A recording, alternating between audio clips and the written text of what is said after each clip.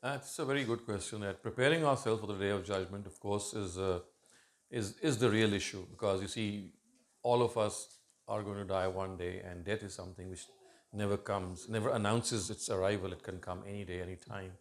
So we have to be prepared. And besides being a person who is God fearing, besides being a person who would be in a position to face his God or her God in a way that you would think that you've done enough to please God, I think there are some other things as well that we need perhaps to do. And one of those things is maybe to make a memorandum regarding things that when we pass away, people who are our heirs, they need to know. For example, they could be personal records, they could be passwords of your accounts, maybe your Facebook account or Insta accounts, maybe your licenses, maybe your bank accounts. There's so many things that only you are privy to. I mean, only you know. So I think one of the preparations of death is to prepare a memorandum. That memorandum should always be updated, of course, because at times you have money with you which might belong to some other people. At times you might be in debt to some other people. At times you have something which only you know.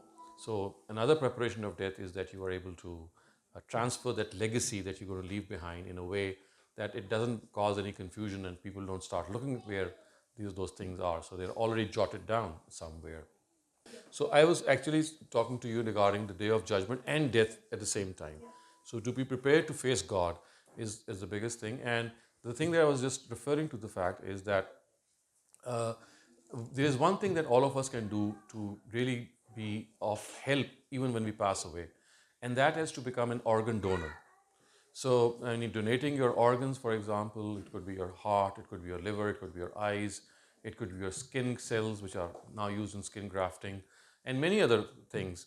So, I think I would encourage all of you, all, and including everyone here, that if not already, because this of course has a certain age as well. So, if that once you cross that age, do write a will, or you can even when you take a driving license, I think you write you are able to inform the authorities that you're going to become an organ donor.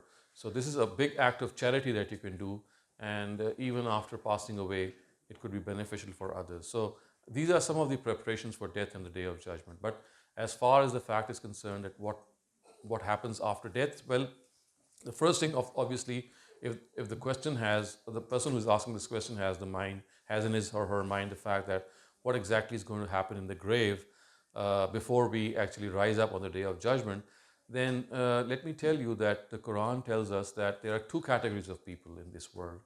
So one category of people is one in which whose account is already settled in this world in their own lives. For example, people who are facing prophets of God, who lived in their own lives. For them, their account is settled in their life. And in this life, their account is, I mean, is given its final shape. And whatever the result, if the person is good or if the person is bad, then or she is put to sleep in the land of Barzakh, which is called the land between the day of judgment and this world. And in that position of sleep, he or she is put through either trials or through good situations, whatever the case might be. But other than that, people whose account is not settled in this world, like people like us, about them the Quran tells us that we will just be put to sleep and we will be raised on the day of judgment, and then our account would be settled and our deeds would be called to account, and people who have good deeds which outnumber their bad deeds, then of course their fate would be accordingly. And so for such people, they are just made to sleep.